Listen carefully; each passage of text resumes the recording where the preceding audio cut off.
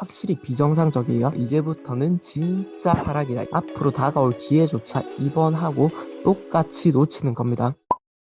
요즘 전국적으로 부동산 분위기 되게 안 좋죠. 거래가 진짜로 너무너무 없는 편이고 그나마 거래되는 거는 초급매 이런 것들만 나가니까요. 그래서 그런지 요즘 부동산은 끝물이다. 이제부터는 진짜 하락이다. 이런 말들을 여태까지 중에 가장 많이 들리는 것 같아요. 사실 많이 오르는 건 맞죠. 최근 2, 3년 상승장 동안 전국 여러 도시들의 대장 아파트를 생각해보면 2배 정도 가격이 오른 케이스는 너무 흔하거든요. 확실히 많이 올랐어요. 그건 인정하고 가야죠. 사실 미래가 어떻게 될지는 저도 모릅니다. 각종 지표들을 보면서 나름대로 예측을 해보고 실제로 시장이 흘러가는 것을 보면서 그때그때 대응을 할 뿐이죠. 하지만 제가 분명하게 말씀드릴 수 있는 것은 여러분은 부동산이라는 판에 딱 붙어 있어야 된다라는 겁니다. 투자를 하던 분은 계속해서 투자를 하셔야 되고 안 하시던 분은 시작을 하셔야 된다는 거죠. 아무리 거래 절벽이니 하락이니 해도 그 중에서도 오를 거는 늘 있거든요. 세 가지 이유를 들어서 설명드려 볼 테니까 한번 잘 들어보십시오. 첫째, 여전히 오를 곳은 있다. 도시 전체가 저평가된 데가 있어요. 대장부터 시작해서 못난이까지 남들 다 가는데 눈치 없이 못 따라간 애들이 꼭 있거든요. 이런 데를 찾으려면요. 비교를 잘 해야 되는데 사실 간단해요.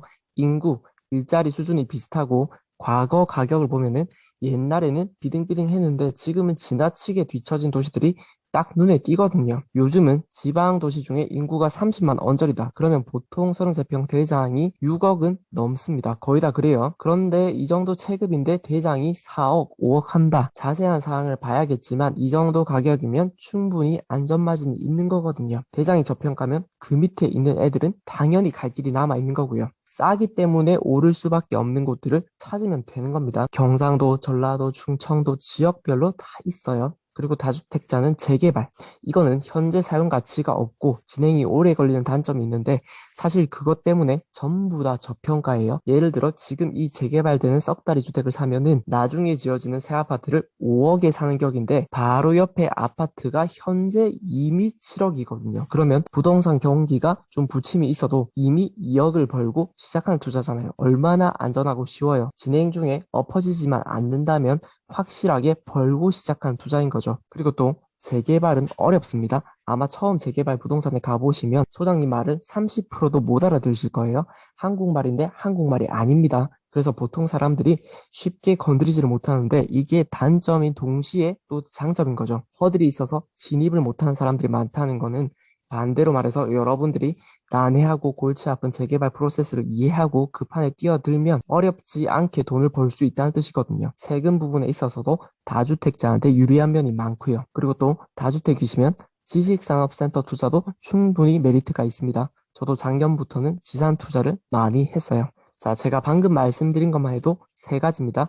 저평가 도시 아파트, 재개발, 지산, 무주택이든 다주택이든 돈이 없어서 문제지 여전히 할 거는 많습니다. 둘째, 투자자의 감 유지. 이번 상승장이 진짜 세긴 셌죠. 최근 3년 사이에 투자를 하기만 했다면 최소 자산이 억 단위로 불어났을 거예요. 그런데 이번 상승장에서 어떤 사람이 제일 많이 벌었는지 아세요? 두 가지가 준비된 사람들입니다. 경험이랑 돈이요. 그럼 이 경험과 돈은 어떻게 마련되는 거예요? 투자를 이미 하고 있었어야 됐겠죠. 술집에서 죽치고 앉아 있어야 골든벨 울리면 잽싸게 공짜 술 한 잔 얻어먹는 겁니다. 근데 처음 술집에 가본 사람은 골든벨이 울려도 그게 무슨 소리인지 의미 자체를 모르니까 아무것도 못 먹어요. 투자도 똑같습니다. 해봤어야 기회가 왔을 때 이게 기회라는 걸 알아채는 겁니다. 그리고 우연히 뭐 촉이 좋아서 이 시기가 엄청난 기회인 거를 깨달아도 쓸 수 있는 돈이 한정돼 있으면 딱 한두 건 투자하고 끝나는 거죠. 저도 처음에 투자를 시작했을 때는 선배 투자자들이 되게 질투가 났어요. 크게 좋은 시절은 저 사람들이 이미 다 먹은 것 같고 나는 왜 좀 더 일찍 이 세계를 몰랐을까 이런 생각이 많았죠. 그런데 신기한 거는 투자하면서 시장에 붙어서 기다리니까 다음 파도가 계속 오더라고요. 국지적인 지방 상승장이 오고요. 2018년쯤엔 대대광, 광역시 불장도 만나고요. 최근 2년에 전국적인 큰 파도도 한번 제대로 타게 됐죠. 그래서 뭐 지금은 모든 기회가 다 사라졌다는 건 아니지만 확실히 이번 같은 광범위한 불장이 가까운 시일 내에 금방 올 것 같진 않습니다. 하지만 기회는 언제인지는 몰라도 분명히 다시 옵니다. 그리고 여러분이 그때 큰 파도를 타고 싶으면 지금부터 계속 준비를 하셔야 되는 거고요. 준비라는 게 별다른 게 없어요.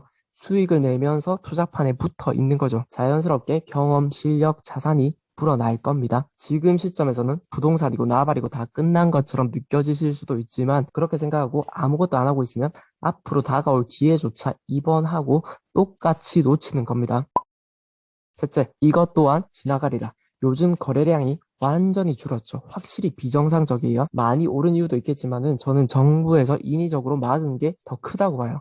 대출을 꽉 막아놨고 취득세를 너무 세게 때리니까 거래가 완전히 죽은 거죠. 그런데 이렇게 되면 정부 입장에서도 좋은 게 아니라 부담스러운 상황입니다. 세금은 크게 중앙정부로 들어가는 국세랑 지방자치단체로 들어가는 지방세가 있는데요.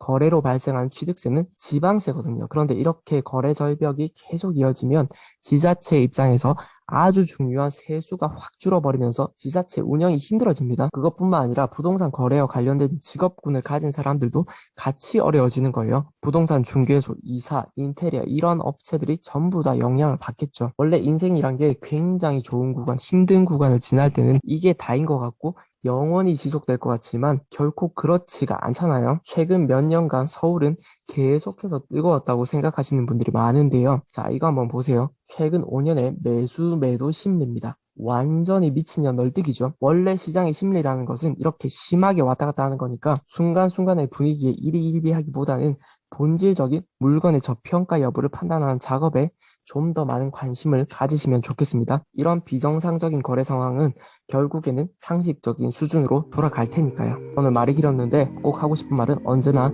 부동산 꽉 잡고 있으시라는 겁니다. 감사합니다.